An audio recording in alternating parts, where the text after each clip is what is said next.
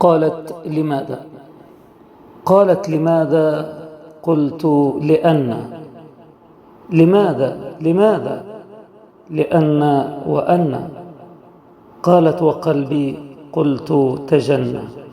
فاستل غدره وأوأد عذره وأحرق كل معاني المحنة. قالت: لماذا؟ قلت: اتركيني. فقالت: رويدك.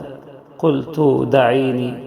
أضعت بقصد كل المحبة، لكم دينكم وأنا لي ديني. فقالت تعالى، فأجبت لا، فما زال طعم المرار بقلبي، وأدنيت روحي عساك تلبي، مللني يا دربي وأنت استحالة. وقالت: لماذا تضيق الصدور وأضحت قلوب الأحبة صخور؟ فقلت: سلام عليك الملام، ألست التي صيرتني حطام، وعمدا بقصد ذبحت الحمام، فمن إن عدلت سواك يلام. سلام سلام سلام سلام.